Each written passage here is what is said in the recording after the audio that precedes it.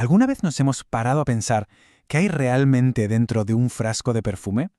Y no me refiero solo al líquido, sino a toda la historia que contiene. Porque cada fragancia es en realidad una pequeña cápsula del tiempo que guarda miles de años de arte, de ciencia y de rituales. Pues bien, hoy vamos a abrir una de esas cápsulas para viajar hasta el mismísimo origen de todo. Para empezar, fíjense, la primera pista la tenemos en la propia palabra perfume. Viene del latín perfumare, que significa literalmente a través del humo. ¿Y esto por qué? Pues porque los primeros perfumes no eran algo que te ponías en la piel. ¡Qué va! Eran en realidad el humo que se desprendía al quemar resinas y maderas aromáticas, una ofrenda que subía directamente hacia los dioses. Y es que todo empezó así, literalmente, con una chispa. Imaginemos la escena por un momento. Nuestros antepasados prehistóricos sentados alrededor de una hoguera. Y un día, por puro azar, alguien echa a las llamas un trozo de resina o una madera que nunca habían probado. Y ¡zas! De repente, un olor increíble, totalmente nuevo y agradable, inunda el aire. Ese fue el gran momento eureka, un simple accidente que dio el pistoletazo de salida a uno de los rituales más antiguos de la humanidad.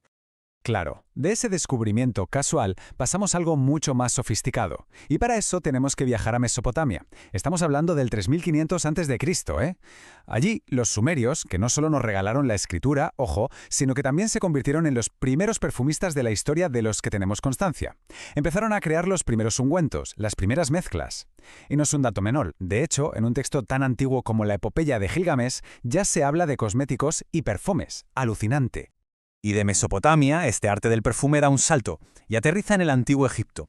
Y aquí es donde la cosa se pone seria, muy seria, porque en Egipto el perfume deja de ser solo un lujo para convertirse en algo, en algo esencial, una herramienta para la vida, sí, pero también para la muerte y sobre todo para hablar con los dioses.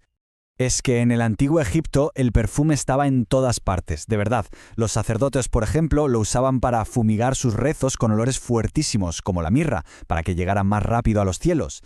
Cada día, sin falta, untaban las estatuas de sus dioses con aceites perfumados. Y por supuesto, en el embalsamamiento, era clave. Sin perfumes no había vida eterna. Pero esperen, ¿qué hay más? Las élites tenían una costumbre que hoy nos parecería curiosa, por decirlo suave. Se ponían en la cabeza unos conos de grasa de buey perfumada, y con el calor del día, esa grasa se iba derritiendo y les caía por la cara y el cuerpo, liberando el aroma poco a poco. Un ambientador personal andante, vamos. Y no es ninguna exageración. Tenemos testimonios directos como el del historiador griego Heródoto, que describió el proceso con todo lujo de detalles. Contaba algo así como que se llena el abdomen de mirra, de canela y de otros aromas y después se sumerge el cadáver en natron donde se deja durante 70 días. Esto nos da una idea clarísima de hasta qué punto el aroma era para ellos sinónimo de pureza, de algo divino. Y si alguien necesita una prueba más del valor que le daban, aquí va un dato que es sencillamente brutal. En la tumba de Tutankamón, ¿saben cuántos recipientes con fragancias se encontraron? Más de 3000. Pero lo más increíble no es el número. Lo increíble es que después de más de 30 siglos, el olor todavía se podía percibir. Eso sí que es una prueba de la calidad y la potencia que tenían aquellas mezclas.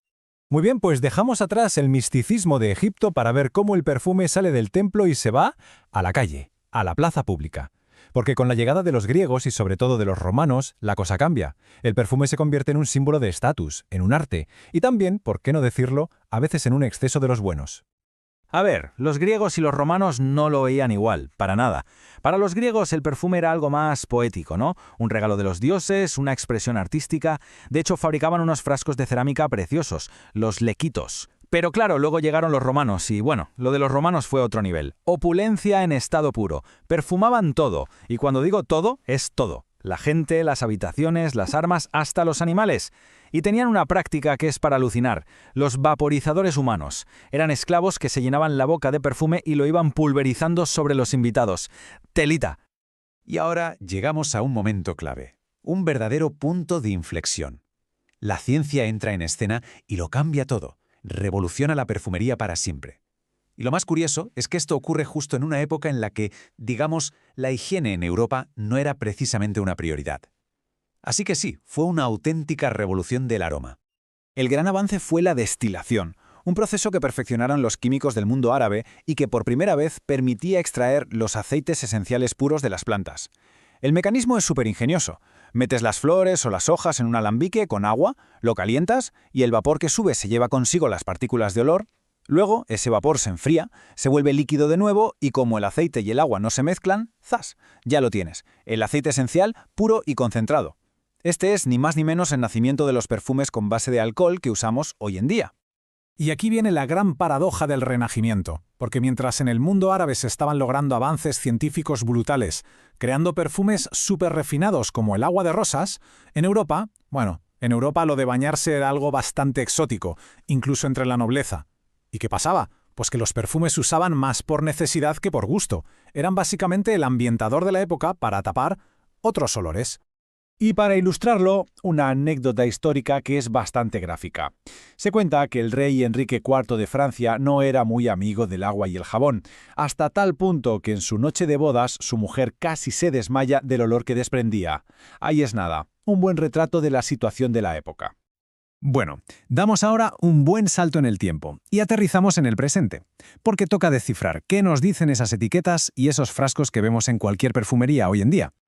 Seguro que nos ha pasado a todos. Vemos o de toilette o de parfum, pero ¿qué demonios significa cada cosa? Pues es más simple de lo que parece. Todo se reduce a la concentración de la esencia aromática. El perfume como tal, el extracto, es lo más potente, puede llegar a un 45%. Luego va el eau de parfum, que ronda el 15%. Y ya más ligeros tenemos el eau de toilette y el eau de colona. La regla general es sencilla. A más concentración, más te va a durar el olor en la piel. Para poner un poco de orden en este mundo de olores, los expertos usan algo llamado la rueda de las fragancias. Es como un mapa. Básicamente hay 4 familias principales. La floral, que huele pues a eso, a flores recién cortadas. La familia ámbar, que es más cálida, con especias, incienso. Luego está la amaderada, con olores a tierra, a humo, a sándalo. Y por último la fresca, que son los olores más limpios, cítricos, como de mar. Saber qué familia nos gusta más es el truco para acertar al elegir un perfume. Pero el último gran cambio, el que nos trae hasta los perfumes de hoy, ocurrió a finales del siglo XIX. Fue una revolución silenciosa. Los perfumistas empezaron a mezclar las esencias naturales de toda la vida con moléculas nuevas, creadas en un laboratorio. Esa fusión entre naturaleza y química fue una bomba. Abrió un campo de juego infinito para crear olores que antes eran simplemente imposibles. Y ya que estamos, un apunte rápido pero importante. Los perfumes son una maravilla, pero hay que tener en cuenta que algunos de sus componentes, da igual si son naturales o sintéticos, pueden causar alergias en personas con la piel sensible. Es algo a tener en mente, sin más. Y con esto cerramos el círculo. Hemos visto cómo el perfume empezó siendo humo, una ofrenda para los dioses, algo sagrado. Y hoy es una declaración de intenciones, ¿verdad? Una forma de expresión personal, una seña de identidad. Así que la pregunta final con la que nos quedamos es, ¿la fragancia que cada uno elige, qué historia está contando? Le parfum colombien.